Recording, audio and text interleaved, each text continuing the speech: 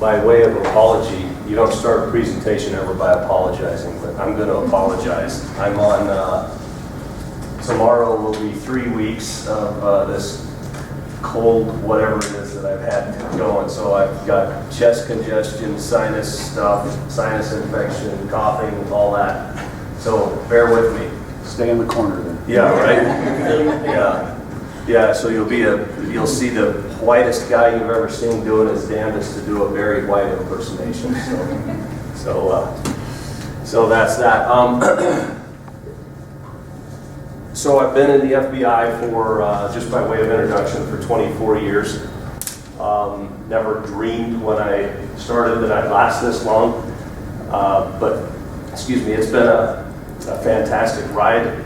The guy that recruited me into the FBI from down in El Paso, he was an agent down there, at the time told me he was 2 weeks away from retiring, so he was kind of reflecting on his career. And he said, I've got to see and do things that other people only get to read about in books and watch in movies. And I thought, that's kind of melodramatic. But after this many years, it's really true. We have great opportunities when we are working to serve our country. So I started in Los Angeles, 1995, went from Los Angeles to Missoula, Montana. So from an office of 1,000 agents to an office of 2 agents. So that was a big change in what we work, change in how we work, all of that. From there, I went to FBI headquarters as a supervisor for a year and a half. That was meant to be that short. It wasn't that I got kicked out or left early. And then from there, came to Salt Lake for a couple years, then went to the U.S. Embassy in Tokyo as the assistant legal attaché for 3 years with my family. Had a fabulous experience there. And then got back, now coming up on 7 years ago next month. And I've been here since. In addition to doing these presentations, this is a small part of what I do. I was a member of our FBI regional SWAT team, which covers Utah, Idaho, and Montana, but we're an enhanced team that came about in the 2000 Olympics. They built our team up to an enhanced team, which means we have more members and we train 5 days a week instead of 2 days a week like our regular SWAT teams do. So I was on that team as a sniper for 10 years and just stepped off last year because I'm getting old and fat. But had some amazing opportunities in that realm as well. And then currently I'm the training coordinator for our office and the head firearms instructor for our division. So I teach regular agents, I teach SWAT, I teach tactics, and I'm an active shooter instructor. Before we start, have any of you ever been through an active shooter, a real world active shooter incident? No? Are any of you former law enforcement? Okay, so no one's been through active shooter, an instructor course, anything like that. All right. So I can say whatever I want. That's awesome. I don't have anyone to hold me accountable. All right. Pardon me. I'll tell you, this is just briefly what we're going to do today. I maybe should have changed this. It's so hard. The Bureau does a great job of gathering statistics, but in the active shooter realm, they don't do a good job of boiling it down and saying, each year updating it and saying, here's what we have. So you'll see a couple of different numbers. The baseline is 2000 when it starts, and then you'll see different years. You'll see 2013, 2015, even later years in some things. Don't worry about the years. What I'd like you to pay attention to is the ratios or the percentages, because those pretty much stay constant throughout what we're talking about. We'll talk about prevention, preparation, response, and then we'll have questions and answers. So that's it. Prevent, prepare for, and respond. That's what we want to get it into. Active shooter, it's a shooter. who's typically an individual you'll see with almost every active shooter event. There is, as we're rolling in, we always hear, almost always hear, there are multiple shooters. There's 2, there's 3, there's 4. Why do you think that is? Why do we hear stuff that isn't factual? Do you think people are wanting to lie and create a story? No, I just think they're scared and probably adrenaline. Okay, I think that's a big part of it. And I think they shoot fast. I mean, there's... Okay, yep, that could be, that they're hearing pop, pop, pop, pop, pop, pop, and they don't think that one person could shoot that fast. And sometimes they see a guy dressed like me with a gun, and they're going, hey, that's another one. You know, he was not a police officer. Well, I am. You just, you know, I don't look like it because I don't have the uniform on, potentially. So sometimes they'll see, or anyone in here a concealed carry permit? Awesome. That's fabulous. So they may see you guys, right? Because you guys have decisions to make just like we all do. But my decisions are going to be based on my level of training, my level of confidence, the situation. Hell, I may run away. I don't think so, but I may. Hi, nice to see you again. I've seen you before. You have. Were you part of Citizens Academy? I was. Awesome. Great to see you again. And let me make a pitch for Citizens Academy. How many of you have heard of FBI Citizens Academy? Johnny, you have? Have you been through it? No, I haven't. Okay. So the FBI Citizens Academy is a 10-week program where it happens 2 times a year now. And you go to the FBI office every Thursday night from 5:30 to about, they try to get you out by 9, sometimes it's as late as 10. And you hear presentations there across the spectrum of FBI work. So you hear case presentations on white-collar crime, violent crime, drugs, Indian reservations, all of the different programs we have, SWAT, evidence recovery, we have an active shooter presentation that we do. Firearms training system, we call it FATS. It's and that's not a reference to me, that's a video that they put up on the screen.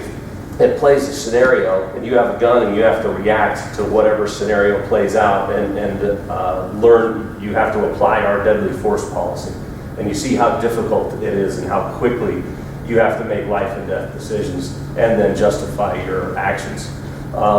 So, I'm not putting any pressure on you, but did you enjoy it? Mostly. Would you recommend it? Probably. Okay, so we're all big folks here. Tell me why you hesitate. Some of the presentations were great. Others were not so great. Okay, what was not so great about them, if you don't mind me asking? The way the presenter came across. Oh, really? Yeah. Okay. I want to talk to you about that later, because if we can clean that up, I want to clean that up. Okay. Well, I put that all in my Good. post-academy review, but Good. I think if you can get in, get in. It was a great experience. Yeah, you learn a lot. Another one of the presentations that they do a really good job with is the Ferguson, Missouri grand jury report. They go through that incident, and it's to me it was shocking when I first read that report to see what the actual facts were, and shocking in a way where, based on media reporting, I understood a certain thing, and 90% of that was not factual. So anyway, I highly recommend it, and I think it's awesome. And if you're interested in that, you'll see my contact information here later, and I have some business cards. Grab me, and I'd love to have any of you get involved. So back to this. Armed individual, I'll add to that, trying to kill people in a populated area. We don't include domestic violence stuff or gang-related stuff. This is really just typical what you would think active shooter. Roughly 160 incidents. Again, those numbers will change. You'll see up to 200. Yeah, so domestic and gang violence, that's not included. And number of injured or killed doesn't really matter, because you can have an active shooter event where you have 3 people killed, it's still included in here. And you can have 3 killed, no injured. You can have 3 killed, 70 injured. You know, you'll see a lot of varied numbers, and all of that depends on a lot of things. It's not a study of mass killings.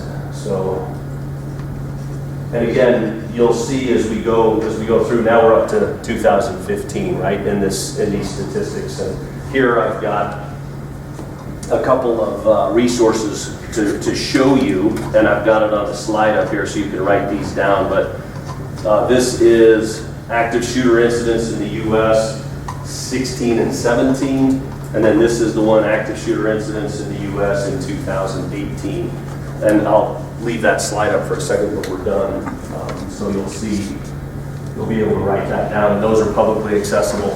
Yes? So Jim, what separates what is called active shooter from like a gang drive-by shooting? Would that be an active shooter event? No, because it's a different mentality, a different purpose, and so they wanted to carve that out. So it's not, you know, the West Valley Crips are ticked at the, you know, whoever, and so they go drive by and shoot up a place. That's really not what this is getting at, and it's a different purpose. That's an intimidation and a control thing, whereas this is I think there's mental illness involved in a lot of these, and that's my personal opinion. And then it's oftentimes a revenge for either real or perceived wrongs, which we'll get into in a minute. This was a little bit surprising to me. Typically, I call places where they don't allow guns free fire zones, and I thought education would be the big hitter, but it's not. It's a quarter of what we have. The big hitter is commerce. What are you guys involved in, really? You know, it's what you do is much more of a commercial type. The buildings you manage, I would assume, are much more of a commercial type, probably schools included in some of what you guys do. And so together they make up 75%. Breaking that 45% down, 27% of those are open to the public. And of those, 3.8% are malls, and then 14% are businesses that are closed to pedestrian traffic. So that's just something with a controlled access. And then you see the others: residences, houses of worship, you know, churches. I thought that would be a bigger piece. It's, you know, not huge. And then in schools, they break them down.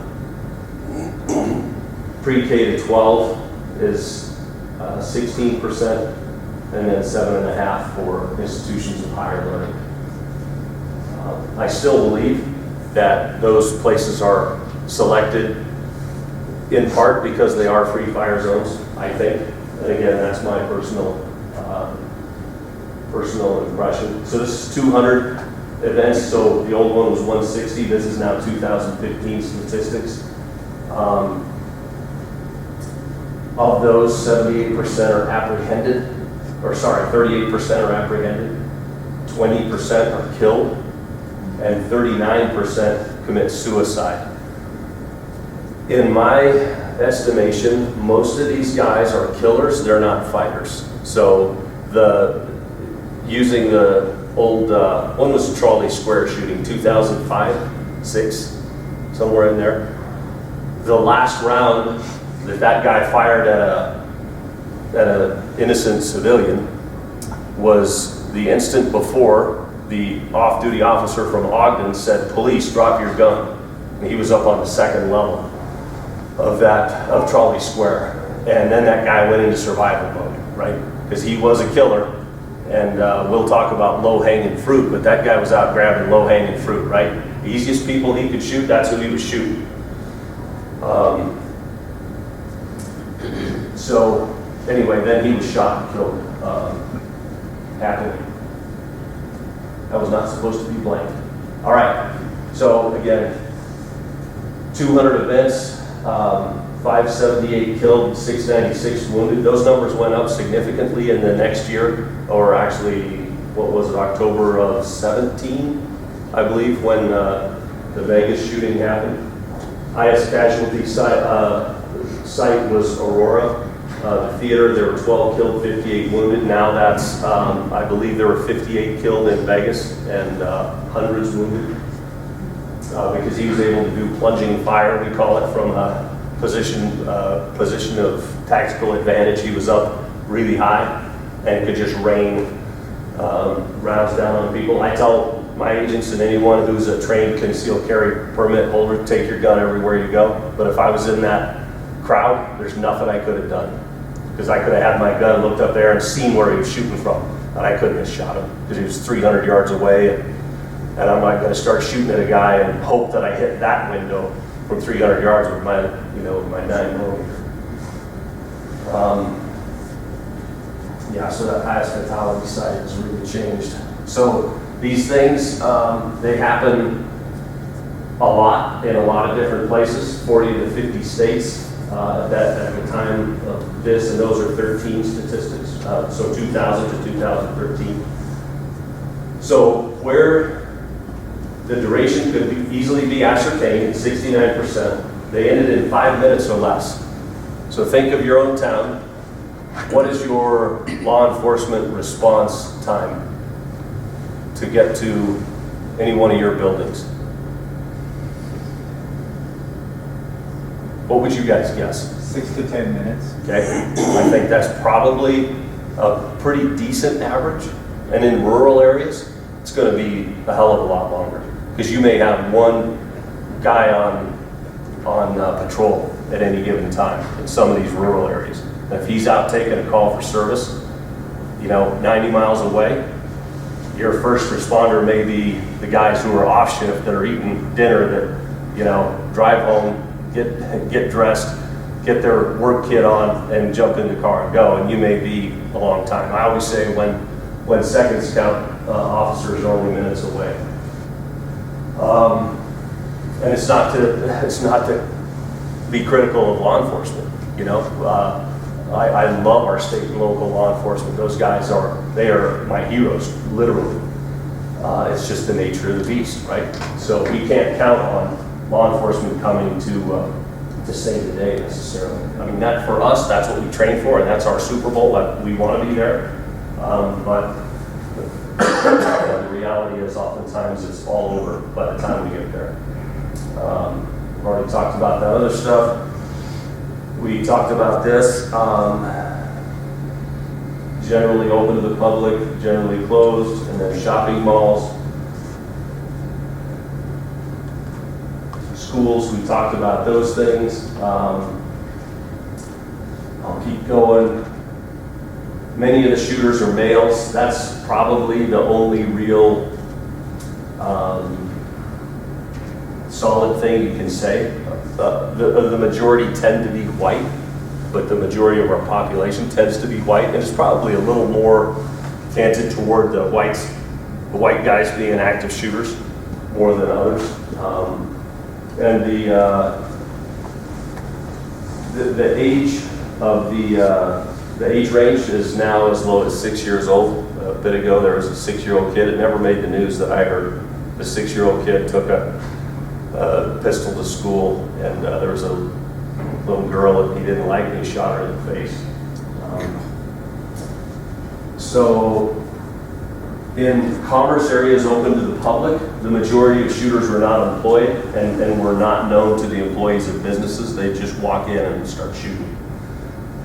Where they were closed, 25 of the 26 were current or former employees, right? And you can see why that would be, because it's controlled access. And again, most folks are looking for low-hanging fruit. And if it's a locked or a hardened, if you will, facility, why waste your time doing that when you can go to where it's a free fire zone, and I can kill as much as I want to kill until I get tired and I drop my gun and leave like the little jerk in Parkland. And that's the other thing, you'll never hear me say the name of any of the shooters. Some of the names are seared into my memory forever, but I will never utter these knuckleheads' names in public because they're not worth it. I hope that they, rot in hell in infamy. Is what I hope. I don't want them to ever be known for what they did or what they attempted to do, because they're little degenerates. So pardon my honesty there. So there is no real demographic. We talked about that. We'll talk more about this, where they plan, prepare, share, and in some cases then move to action. So they go from this ideation through the planning stages.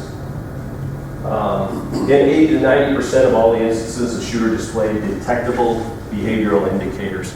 That's where you guys and those that work in your facilities need to be on your game. So if you have an employee or a student who is showing odd signs, and we'll talk more about those in a minute too, start to get together with folks, call your police department, start asking questions. This is one way where universities have a leg up, because the university, you think of that environment, it's kind of a small microcosm of a community, but they have tons of assets and resources. They have mental health facilities, they have law enforcement, all those folks that can get together, administration folks, and they can devise a plan for how to address someone who's showing some of these things. Whereas we may just have some hothead that's, an absolute knucklehead as an employee, always has been, doesn't get promoted, and is pissed off, and he's going to do something about it.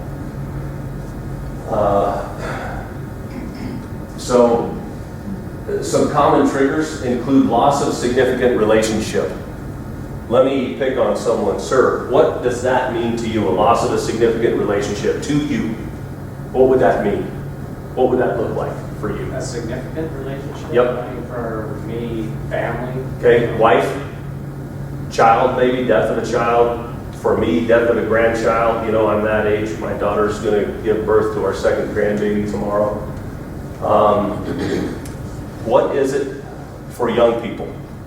What does this significant relationship mean to a young person today? Boyfriend, girlfriend, Or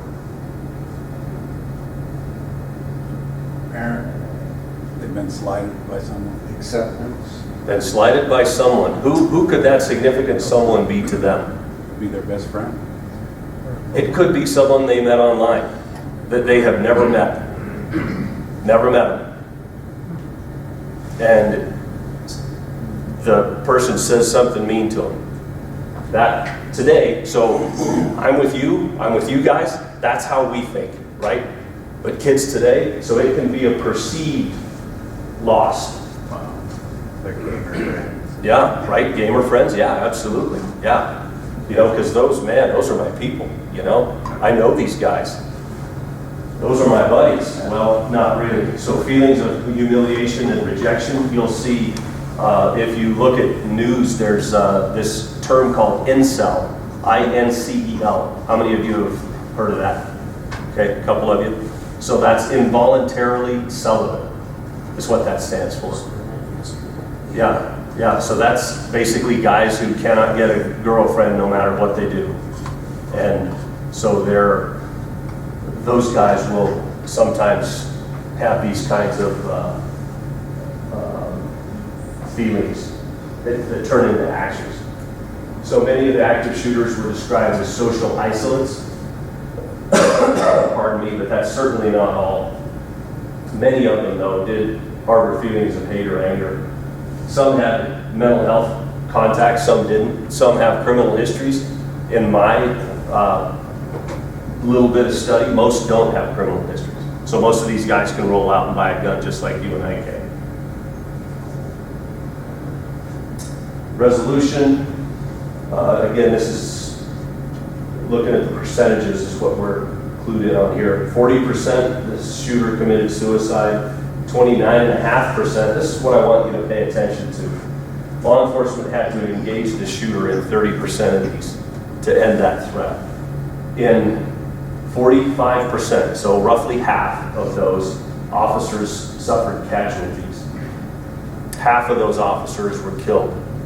So when we send our state and local law enforcement out, because typically they're the guys that get there first, not us. You know, when we had the active shooter, we thought up at University of Utah in February 2018, that was the one where the guy shot the Asian kid in the head with a .44 Magnum pistol and killed him. They thought that was an active shooter. We were, you know, our guys, we had 2 guys that were really close because they were working some gang stuff that night. So they got there pretty quickly, but the rest of us, it took us 45 minutes to get there for the rest of our team to rally. So anyway, those officers have a pretty damn high likelihood of not going home to their families at night. And I'm here to tell you, because I trained some of these guys, a lot of these guys are not equipped to go out and face what they're facing. And yet, what do? They don't cower in their car like the knucklehead officer in Parkland, Broward County, where he didn't go inside when kids were dying, which I cannot understand. These guys, they run to the fight, and they put themselves in between the victims and the bad guy. And so, man, my hat's off to these guys that do this. 13.5% shooting ended when citizens restrained the shooter. If you pay attention to the last couple, and if you haven't, go back and read them, a number of the last couple of shooters, the one in Colorado recently, what happened? Other students rushed the guy. And I've been teaching this for a fair bit of time, and I always said I can't imagine being the 32nd person laying on the floor in Virginia Tech when the a-hole walks up and goes boom, shoots the first one, boom, because he had them all laid down, face down on the floor, and he was just shooting them in order. How can you be that 6th guy, that 10th guy, that 15th gal, whatever, and lay there and know you're going to die? Change the dynamic, right? Get up and charge him. It'll give someone else, you know, what's the worst that's going to happen, right? You're going to die, but at least you're not dying on some idiot's terms. And I have a quote about that from a not so great guy at the very end, because it's from me. Anyway, don't die on someone else's terms. Change that dynamic, right? Okay. Prevention. So preparation for shouldn't take away from prevention of. So we need to recognize signs. That's the first thing. Signs of potential violence by individuals in our environment. And it's that see something, say something thing. If we see it, we need to say it. Talk to someone about it. Don't go, I'm just being, you know, I don't think it's really that significant, but it can be. I just went to an all-day active shooter presentation a bit ago, and the guy said that, for instance, if you have a troubled employee and you fire that troubled employee, are you done with that? Maybe not, right? I think that could come back to haunt you. So what this guy suggested is that you kind of loop back in about 3 months and about 6 months and see how the guy's doing. Has he kind of gone into a hole, living back in mom's basement, drinking heavily? You may have a problem. Has he found a different job at another company? He's doing well, got reunited with his wife. You're probably going to be okay, right? So it may not be that, you know, we cut ties with this guy, all right, we're good. It may not be that. So employees, all of us, we're the eyes and ears of the organization. And if we're not informed of warning signs, those emerging threats may not be recognized. And then understand the phases that folks go through where there's a fantasizing of, you know what, I'm gonna get even. Wouldn't it be cool if I, you know, and then fill in the blank, right? There are whole web pages dedicated, websites dedicated to people who track and praise these active shooters. The one in Norway, if you recall, years ago. People will try to pattern themselves after what that guy did. And we know that through research, through interviews after the fact, through exploitation of electronic devices, etc. after the fact. So they'll go through and they'll fantasize about it, and then they'll start to put together their plan. That can include going and doing dry runs, like the guy in Las Vegas did. He did a lot of dry runs. It was interesting. After that, my wife said, "What caused him to snap?" And I said, "No, that's no snap. You know, you don't buy all those guns. You don't buy and load all those 100-round magazines that were stacked up." There's one picture that made a lot of impact on me where there were, I think, 11 100-round magazines. So you can do the math, right? Stacked up like cordwood, where right by his gun, so he could just, you know, once the one ran dry, he'd knock that out, bang the next one in, whop, whop, whop, whop, whop, whop, whop, whop, with the bump stock essentially firing full auto. And so that's not a snap, right? His plan was meticulous. There's stuff that hasn't come out yet in the media that was unbelievable. Every one of those SWAT officers from Vegas Metro that rolled into that hotel to address that issue, they were running to their death. They just didn't know it because it was a perfect setup, because they had one room that he had set up to look like the room, and then it was at the end of a long hallway about probably 3 times the length of this. But then about 2/3 of the way down that hallway, he had another door. So he was going to let them all get lined up in that hallway, step out from the back, boom, boom, boom, boom, boom, and just start shooting them like fish in a barrel. It was a great plan. Luckily, it didn't work for a couple of reasons. Anyway, then they'll plan. And this guy's planning in Vegas. It was ridiculous how thorough he was, and how he had set up cameras out in the hallway in trays. He had, there's just so much that he did. You know, all the guns, different firing points to confuse people with where the rounds were coming from, because he was firing off at 2 different sides of a building. And if you've ever been in a big city, you know, you'll hear something, and we did this with our active shooter thing with you, I think. Were you in there when I came into the room and shot? We were the first group you did that with. Okay, and do you remember how I asked which direction did I come from? You came through the wall. Okay. So typically people, I'll say which way did I come from down the hall, because I'll start firing off blanks in the hallway. And half the people will say this way and half will say that way. And they would all pass a polygraph. So what's the difference? Just where they're sitting in the room, right? Because the sound, you know, reflects around the room, and so where you're sitting, you'll know, no, he's coming from this way. So we'll talk about run, hide, fight. What the alert program recommends for how you address a situation if there is a situation going on. Part of that running is making sure you're not running into gunfire. You know, so don't just panic. Then these guys prepare, and then they approach, and then implement. So again, violent extremists don't just snap. It's process of thinking, plan, behavior. Peers and family, they're going to see stuff, right? And so they need to say stuff. The one in Parkland was a huge failure on a number of fronts. One of them was the FBI, because the aunt of the Parkland shooter called the FBI and said, my nephew, I think, is going to shoot up a school. And the FBI, the person taking down the information did a great job. They took down all the information, asked all the right questions, called their supervisor over. Supervisor said, what do you got? They ran it down for them, and they said, has she alerted state and local law enforcement in their area? Yeah, she has.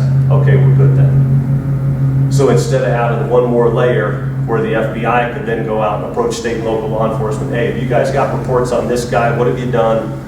Should we go out and talk to this guy together? Should we try to run this down and see what's going on? It ended there. So now there's been a sea change, S-E-A, huge change after that incident for how the FBI handles these potential threat to life complaints that we get. And that wasn't the only failure, as you recall, because that's the one, again, where the the security officer, who was a law enforcement, on-duty law enforcement, heard the shooting, didn't go into the school. Horrible decision. So don't dismiss hunches and concerns. I always said right after 9/11, we were getting calls. I would get 6 or 7 calls a day about Osama bin Laden being in Dillon, Montana. And, and people would apologize. And I would say, look, I would much rather get 100 of these calls and run them all down and have it all turn out to be nothing, than to miss one, than to have someone say, I don't think you really do it. Because active shooters, who do they look like? Look around the room. Yeah, right? They look like us. That's who active shooters look like. So yeah, timely call to the FBI tip line, all of that is good stuff. And you can get to that tip line through calling our local office.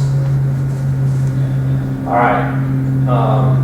So I like this slide for this term. So first off, kind of goes back to what we talked about before. Sir, when I asked you, what's a significant relationship to you? It doesn't have to be real, right? It's what's here. So this to them, this is real, right? That's a real relationship, And if you talk to people who are a little off, you're not talking them out of the fact that that's not a significant deal to them. The phrase that I like is contextually inappropriate. So, has anyone in here ever bought more than 2 guns in a year? Anyone in here ever bought 10 guns in a year? All right, so, is that contextually inappropriate? Potentially, but in our cases it's not, right? So it's a contextually inappropriate recent escalation in target practice and or weapons training, right? So contextually inappropriate, not someone who's like, hey, I got a buddy that's down in Utah County and he's really into this long range shooting stuff. That's kind of cool. I think I'm going to buy a couple of rifles and see if I can jump in on that. Awesome. Have a great time. The next, contextually inappropriate and recent interest in explosives. Someone who's always looking at, hey, did you know you can make a bomb out of, stuff you can buy off the shelf at a store? And, one comment like that, maybe not an issue, but then if you start to see other stuff, again, contextually inappropriate, that's key. Then again, contextually inappropriate, intense interest or fascination with previous shootings and attacks because they're studying it. They're trying to figure out where did they go right, where did they go wrong, what was their target, what were the good and bad things about selecting that target, how could I select a better target and have more success by being able to kill more. And then again, many have a significant real or even a perceived loss in the weeks or months leading up to such attacks. One thing that kind of opened my eyes was, I won't get into the details because law enforcement officers, you kind of get a little bit hard and you're used to hearing stuff, and so we can talk about things that happen to people and things that people do to people, and it's part of what we have to deal with. So I won't share the details with you, but in this 8-hour active shooter presentation I heard recently, the guy was talking about a young man who had been in the foster system and started in the foster system, and everything went to crap for him really, really quickly. Horrible physical abuse, sexual abuse in the first foster home he was in. His age was 9 when he started with these incidents, went to a second home and it got worse. So he said, after I learned about that young man and what he had been through, it still doesn't make it right what he did, but I understood. So there can be significant stuff that some of these kids deal with, and horrific abuse, and that can lead to some of this stuff. This is one, I'm not a huge fan of this, it's still in here. So threat assessment teams are critical in prevention. That's what I mentioned, that universities kind of have an advantage because they have all of the components that could make up a good threat assessment team available in one spot. Also, the FBI has a behavioral analysis unit. I have a good friend who is one of our behavioral analysts. She's fantastic. She was just the head of the Jamie Kloss investigation up in Wisconsin. The young gal was missing for a long time, and they ended up finding her.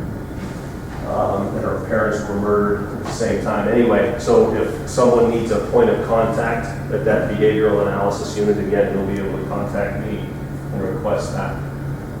So this is a quote that I think is interesting from Todd Rasa, who is a trainer that does what I do. We teach active shooter training, and you can read it to yourselves there, number one.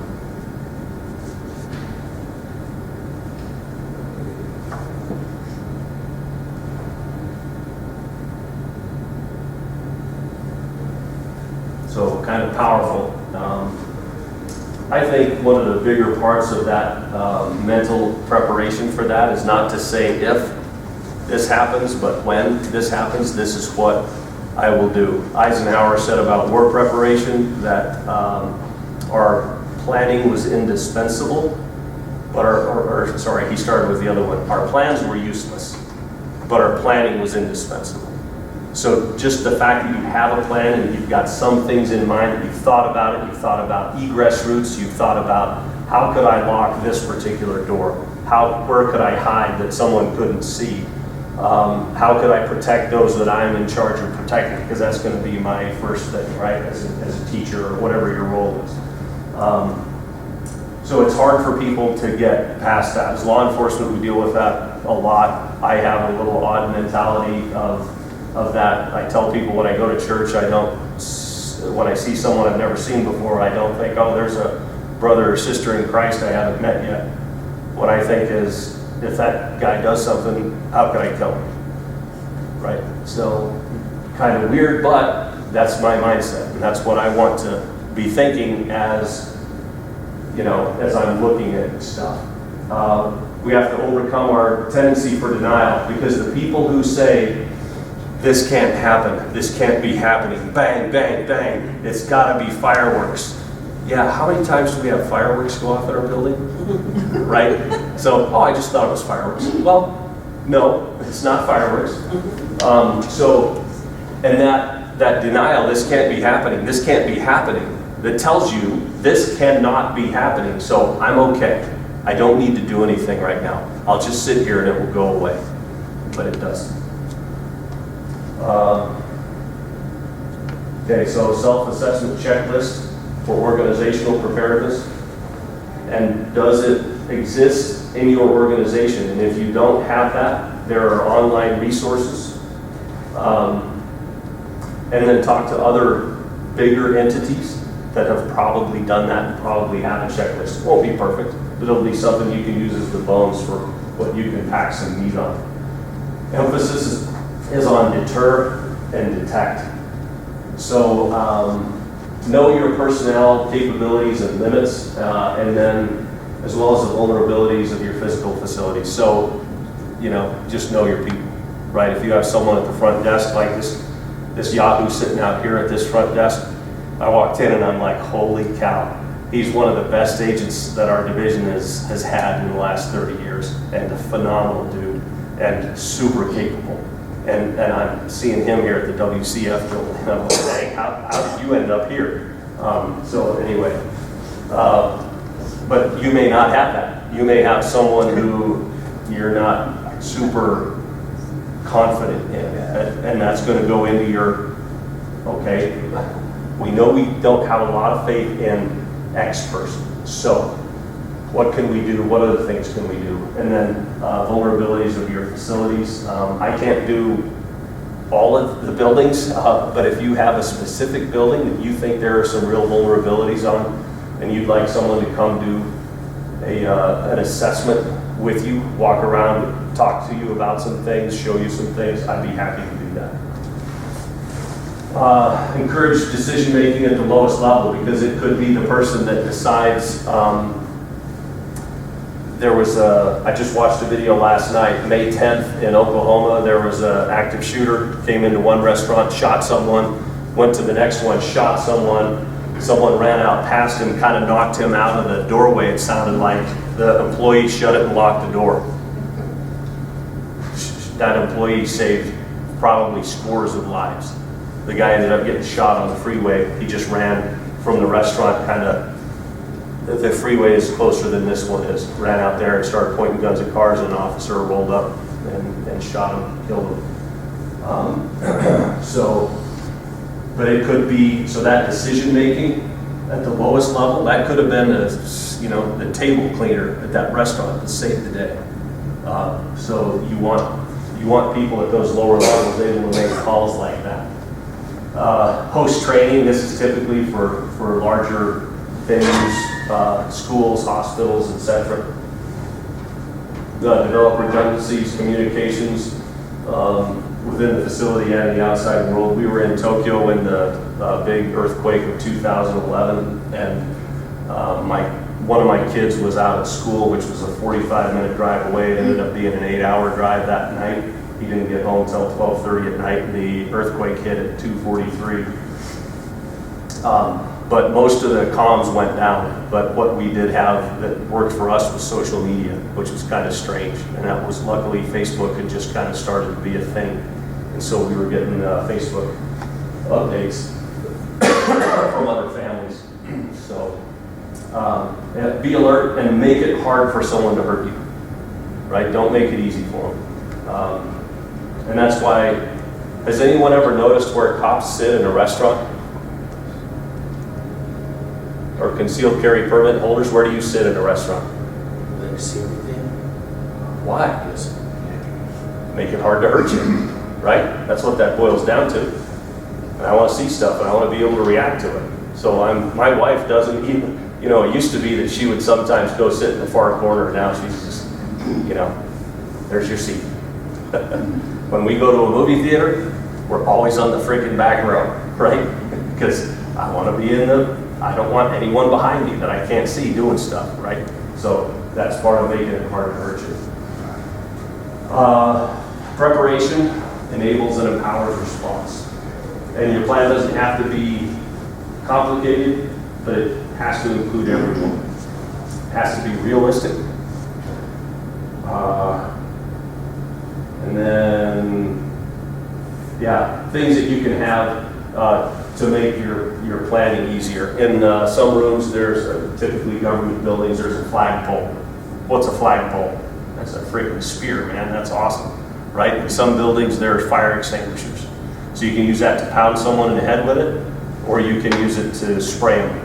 Hose them down as they come through the door, and then other people are piling on as you're doing that, right?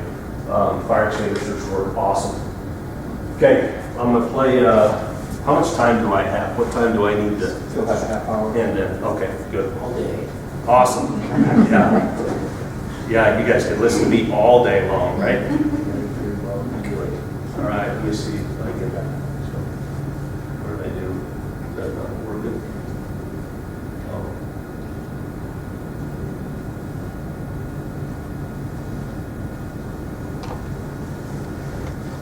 Why is that not working? Cannot play media. Worked yesterday when he tried to play it. All right, so you're lucky. I'm gonna keep talking. So run, hide, fight just shows you a typical office setting. And it shows, sadly, a guy that looks just like a cop walking up with a bag in his hand. And he walks into the middle of the facility. There's a security guard similar to this guy there, and he's giving someone directions. And the guy sets down his bag, pulls out a sawed-off shotgun, goes boom, shoots the security guard, kills him, and then boom, boom, and just starts shooting people. And so you hear all the screaming, everyone's running.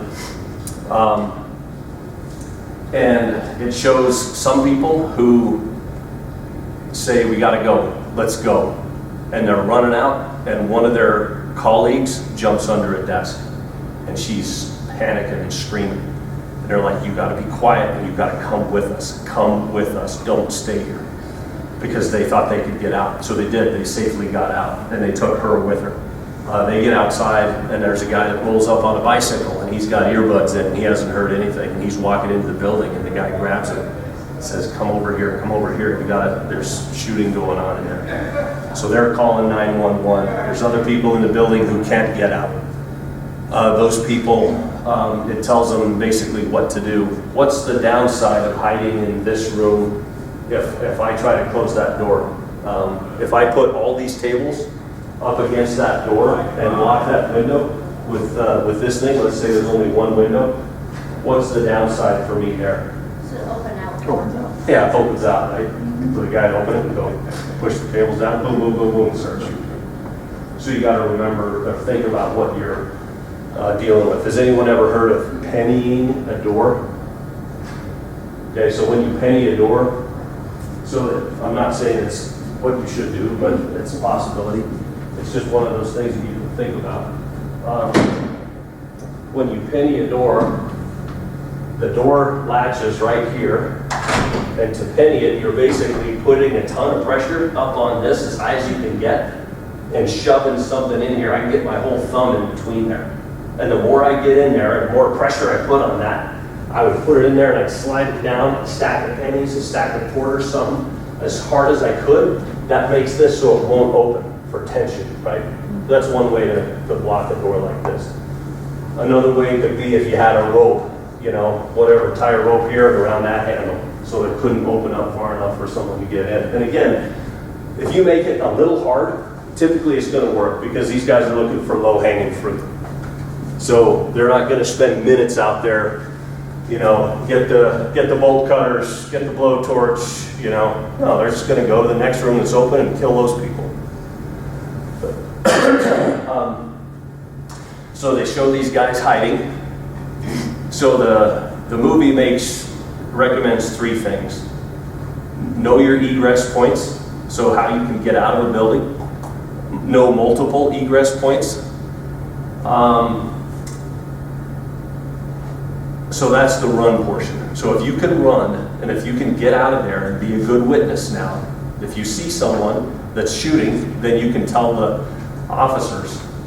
It's 6 foot tall, white male, long hair, wearing a black t-shirt, black pants, and he's the only one I saw. And he was in the lobby at the time I saw him. That's great intel, you know, for law enforcement to have as they're rolling in. So you run and you make yourself safe. I wouldn't hide immediately next to the building. I'd find a place where you can be off just a little bit and truly hide. The next one is hide. So you run if you can. If you can't, you hide. But the other partner to that is fight. So you prepare to fight. So again, if we were in here, what do you guys have that you could fight with? There's typically one door to a room. So let's say that there's a potential that someone could come through that door. How could we prepare this room in just 30 seconds to fight with that outward opening door? There's no time to penny it. What can we do? Move the tables, use the chairs. Okay. Make a plan to attack as soon as they come through the door. Yep. We could block, this thing looks like a light little deal, we could block that window with that so he can't see in. So then when he comes in, as soon as we see a threat, I would maybe put someone up high on a chair or a table so that they could, because he's not going to be looking up, probably. And if that door opens that way, he's only going to be able to see this little bit right at first, right? And so as soon as he walks in, if you have something you can pound him with, how many of you have pens? What's a pen good for? Stick them in the eye, stick them in the throat, right? Do something to tilt those scales. Now we're not putting our thumb on the scale, we're putting our foot on the scale, right? We're turning it in our favor. And we have a bunch of people. And he may come in, whoom, get hit once or twice, back out and leave. Awesome. If I want to chase him, I can chase him. But if I'm a regular citizen, I'm probably not chasing him. I'm probably going to lock that room down again and then be pushing intel. Have one person on calling 911 out of that room, not 15, because those folks get overwhelmed. So we run, we hide, and we prepare to fight. And we don't fight fair. You know, this is where you take every advantage. And if you can trick that sucker and, you know, smash him in the head with one fire extinguisher, spray him in the other, you know, while someone else is gouging his eyes out with a pen, awesome. You know, that's what we need to do. Okay, so run, that's your first course of action if you can. Run out of the building and far away. Don't just run around the corner and stop, because a guy can come out around that very corner. Call 911 when you're safe. That's one thing I didn't do in the earthquake in Japan. So we worked in a secure facility, and I couldn't take my cell phone into my office for electronic security purposes. So my cell phone was sitting in a little box out in the hallway, and I didn't think to grab my cell phone on the way down the hall, because I was just thinking, get the hell out, because this building's coming down. And when we were able to go back in 2.5 hours later, then I finally got my cell phone. So I was relying on other folks for calling my wife and checking on her and looking at you know, media reports of the tsunami and you know, all the damage. So take your cell phone, but leave other stuff. Leave your bags. You know, don't take bulky crap that's going to slow you down. So if running is not a safe option, hide in a safe place. Few windows, thick walls and door. Turn out the lights. Silence your cell phones. Right? You don't want to have the guy, you know, thinking, I'm not sure if there's anyone in there, and hear a cell phone ring. Oh, there's someone in there, right? So as much as you can barricade, and if that is an inward opening door, then we're going to be pretty good. I could probably stack up 2 chairs and put the back of the chair under the door handle, so that's it, and have it on an angle, so as he pushes, it's driving that into the floor, it's not going to open up.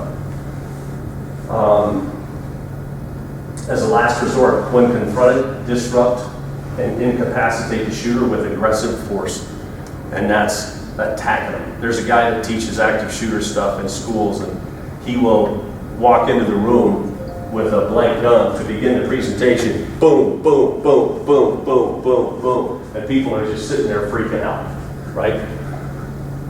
And then he goes through a whole presentation with them, talks about defensive tactics, talks about what you can do. And he says, all right, take a break for a minute. And okay, break's over. And at the end of the day, he walks back in, boom, and he just gets attacked, right? Everyone just freaking rushes him. And he's wearing like a red man suit, they call it. I don't know if you've seen those big pads all over. And he's getting chairs. And, I mean, they're, you know, backpacks full of books. They just crush him, right? And that's the point. Don't sit there and be a victim. We have too much of a victim mentality in our society. Use any and all weapons available to you. The other thing you can use is a set of keys, right? So have your keys like that. I don't care if I hit you, if I miss your eye and hit you in the temple, that's going to hurt, right? That's going to go in an inch. And I'm hitting you hard, and I'm hitting you multiple times, hard and fast. That's gonna leave a mark, as they say. And that may save the lives of those around you, as those brave students did in Colorado, and more names keep coming out of kids that did that. And I think it was probably one kid who made that choice that emboldened everybody else, and that saved everyone. Okay, so we ought to be trying. If we're not trying, we're failing. And then my 2 quotes from me: refuse to be a victim, and refuse to die on some stupid SOB's terms. So a little inartful, but that's me. You get me. So so there you are. Now, if you want to write this down, if you guys have any reason to contact me, if you want to get a business card later, I'll be happy to give you a business card. That email comes straight to my phone. That telephone is my desk phone. So if you leave a message, I'll get back with you. I travel a lot, so if I'm out on travel, feel free to leave a message and I'll get back with you as soon as I can. So I'll give just a second for those of you that are still writing to write some more.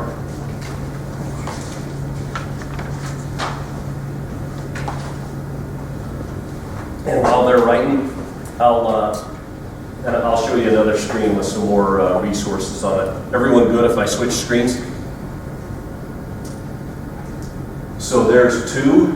So The left one is a good one because it's incidents between 2000 and 2013. Most of those stats came from there. So that's one, and the other, I'll give you 1 second to take pictures and write notes.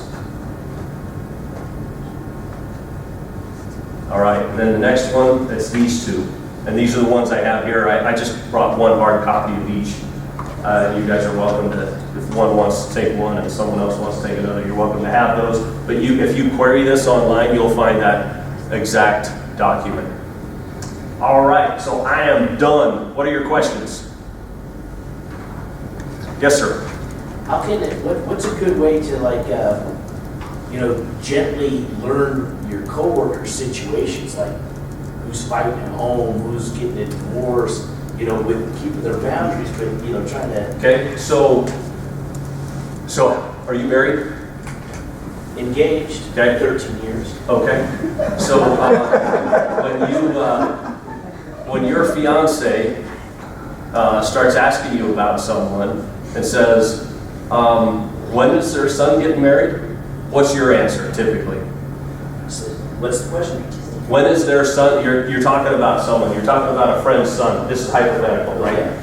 So I'll tell you exactly how it goes for me if you're not catching what I'm throwing here. But when is their son getting married? So hey, did you know so and so's son's getting married? Oh, awesome. And my wife will always say, oh, when are they getting married? What's my answer? Don't know. I have no idea. I didn't ask. Yeah. Who's better at getting that kind of intel? Her, right? I mean, at least that's how it is in my house, and I'm a freaking FBI agent, right? Mr. Investigator. So my wife is so much better at that than I am. So find those people in your office who know that guy or that gal, I get it. Yeah, hey, just chat them up. Be their friend, chat them up. Because you can be friends to people who are struggling. And part of it is, we're not looking to set them up to kill them. We're trying to get them help. So be someone's friend and say, hey, are you struggling? I got a buddy right now who's a former Special Forces guy that I think may be abusing prescription drugs because of a nasty surgery he had. Am I as a friend supposed to say, oh, it's not my deal. Good luck, bro. No, I got to talk to him, right? Hey, man, you still on meds? It's been 6 months. I'm concerned about you. If he gets pissed, what does that tell me? Needs help. Yeah, he needs help, right? If he breaks down, he needs help, right? So at least that opens the door and we can have a conversation. Because if we can, like they say, tap the rudder, right? Little tap on that rudder can change the whole direction of where that was headed. If we can change that 1 degree, awesome. Thank you. Sure, you bet, Johnny. So I know some of the counties from past training that we've had, they have like bags with ropes and door stops and Yep. crowbars and things like that Yep. in the county courthouses for this type of an event. Awesome. But what would be your other number one physical change in the building that these guys could make that would help them protect people in a situation like that? So you have to be careful with what you do because I have actually designed something to go on this very door that I was going to produce, but it's a massive fire code violation, right? So it would be easy for me to secure that door, and no one's getting in, including the firemen, right? And we can't have that. So it really depends. One of the things that I like is if we all know firemen, so get a little length of hose about 1 foot long from a fireman. Most door closures are on this side. And if they're on this side and you've got those arms, the arms will close and it closes like this. And when it closes, you can shove a fire hose on there. And those fire hoses, as you know, are tougher than snot. So it's not opening up, right? It can't do this. That thing can't spread. So that's one thing that's super easy. Because firemen are always, They just get paid to sleep and eat, I think, firemen. I'm kidding, because those guys are awesome, but we joke about that with each other. So they're always taking care of their gear, and if they notice they've got a leaky fire hose, they don't cut a chunk out, they chuck the whole thing. And so they'll keep the old ones around for training or whatever. Ask them, hey, if you got an old fire hose, can I get a 1 foot chunk of it or 10 of them for our building? Yeah, sure, here you go, you know. And other things could be, it depends on the setup of the building, because every building is different, right? So for something like this, it may be obscuring the windows. If it's a school, you can't obscure the windows because people need to be able to see in to make sure the teachers aren't doing something stupid with kids or, you know, whatever. So it's really building dependent. So I can't really give you this is what I would do in every building, because every building is so different. But if you have a specific building that I could come look at with you, I'd be happy to talk through some things and maybe we could come up with something together. All right, what other questions do you have? Anything? I just want to make a comment. Yes, I was there soon after, in Vegas? in Vegas, at that hotel. Okay. It was the most terrible feeling. It was terrible. My buddy gets a call from his daughter-in-law, and she's screaming, and he says, settle down, what is going on? And she said, Dad, I'm at a concert in Vegas and we're getting shot at. And he's like, what? And he says, what's that helicopter in the background? She said, that's the gun. And he said, and he's not an agent or an officer, he's a very squared away guy. He said, that's full auto. You're getting shot at full auto. And he said, can you tell where it's coming from? She said, no. And their story is incredible because she and her friends worked her way right up to the stage of this concert. And the second they get there, she said, the feeling hit me, go get a drink now. And she's like, I just got it. Go get a drink now. So she turns and off the stage, apparently stage left, I guess it would be, there was a place she could get a drink. And she turns to go and tells her friends, I'm gonna go get a drink. Turns to go, no, go to the back. So she says, I'm going back there. And they're like, what? I'm going back there. So they all go, 3 of them, they get back to the back, wop, wop, wop, wop, wop. The shooting starts at the stage. So anyway, then she calls Butch, my buddy, and he tells her, can you tell where it's coming from? No. Can you see where people are falling? Yes. Stay away from them. Now pick a big something, because he's hearing bah, bah, bah, bah, bah, bah, bah, bah, bah, bah, bah, bah, bah, bah, bah, bah. And he says, okay, the next time there's a pause, you stick your head out far enough to find something right now that you can run to in that 5-second time frame, to another car, to a pillar, to something that's going to protect you. You got it? I got it. Okay. Bah, bah, bah, bah, bah. Go! And they get up and they run. And guess where they ran to? Mandalay Bay. Because they had no idea, right?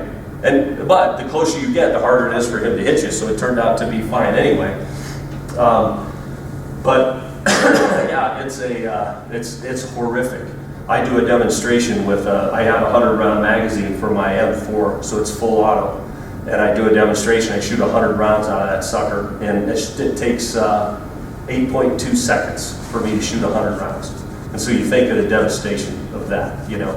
And the fact that there were only 57 or 58, that's a huge number.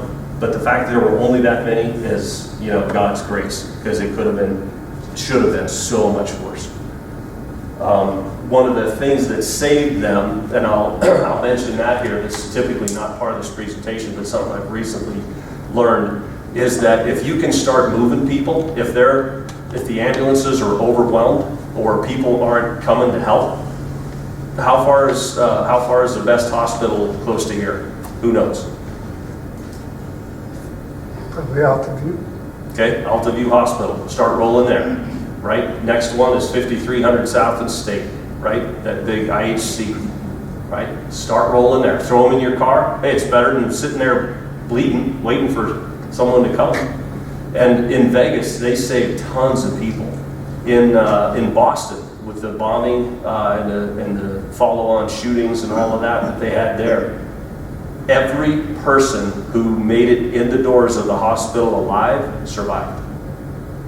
So they did not lose one person that got to the hospital alive. So if you can get someone to the hospital alive, even if they've got a massive bleed. Now I'm telling you, if they're gushing blood out their femoral artery, get your belt and put, cinch that sucker down as high on their leg and as tight as you can, or over here, as high and as tight as you can, and move them. If it's something you can't deal with, then move them anyway. Get them in your car and go. They're going to have a hell of a lot better chance of surviving if you can get them to medical treatment. The other thing is I taught an active shooter school up in, we do a 2-day class for law enforcement where we run them through a more detailed thing than this, and then we start doing scenarios with them.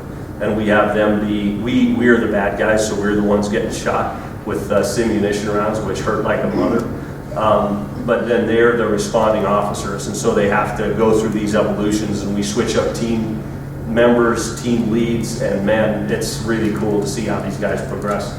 But one of the guys said that studies have shown that those who help others who are injured in active shooter events, those who help, have a way better emotional recovery ability than those who are cowering in the corner and don't shoot me, oh my gosh, I'm gonna die, type mentality.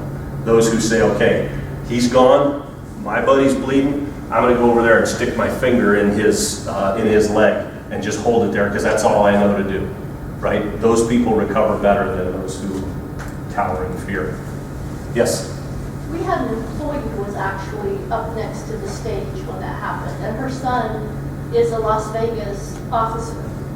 And we had just completed our annual active shooter training for all of our employees. We do that at least once a year. Nice. We require every employee to watch the Run Hide Fight video. They go through active shooter training when we do their violence training as a new employee. And she said that all just kicked in when the shooting started. And she had also been through Stop the Bleeding because we offer Stop the Bleeding to all of our employees. That's awesome. To teach them how to do tourniquets, hemostatic dressings, Nice. stop the severe bleeding. Yep. But that is so important. Yep. Where do you work? Davis County.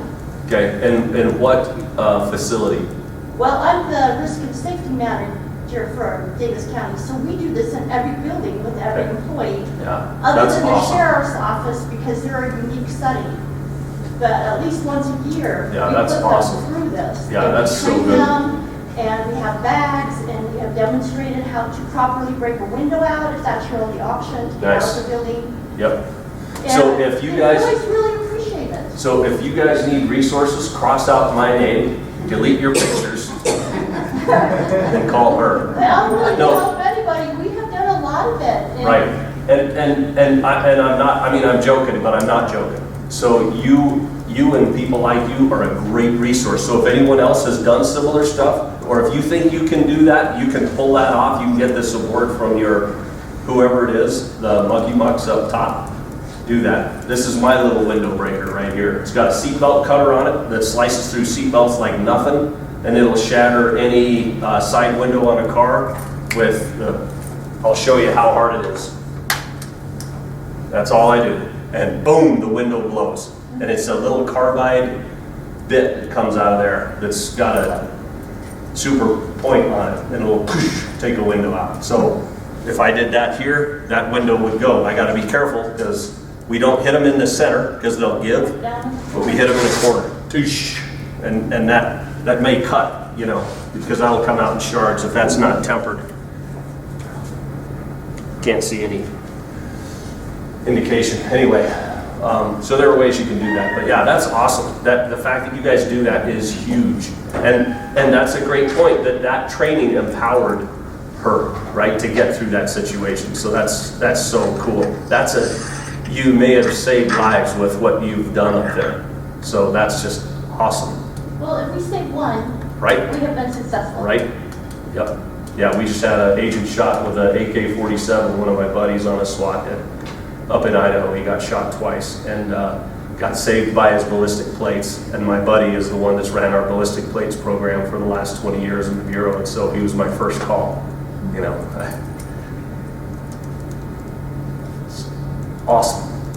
So my buddy's life is saved because my other buddy, who he's never met, took care of him, right? So that's what it's all about. All right. With that, thanks so much for your time and attention, and wish you guys luck. I have these two things which I'll leave here. You can either take a picture of them, take them with you, and then here I've got some active shooter run, hide, fight cards. What I will ask is that you take an appropriate amount of these for your, make sure everyone gets one. In fact, I'm going to just pass one around to everyone. And then the rest of these are for your taking, but don't come up and take the whole stack, right? So if you need 4 or 5, there's probably enough for everyone to have 4 or 5 of them. I'm going to hand one out to make sure everyone gets at least one. And then I have friends back at the Office of Partner Engagement where I can get more of these if you need those. There's 3. And I'm out, so I'll grab a couple more. Is there a way for those that are online can see that or get that? I Yes. can take care of that for you. Yeah, Is this Alex? It is now. Alex, if you want to send me an email Okay, with thank you, Alex. contacts or whatever people that want them, Absolutely. I'll be happy to ship them out. If you want some of those, I think that'll take care of you guys. All right, thanks so much for your time. Thank you.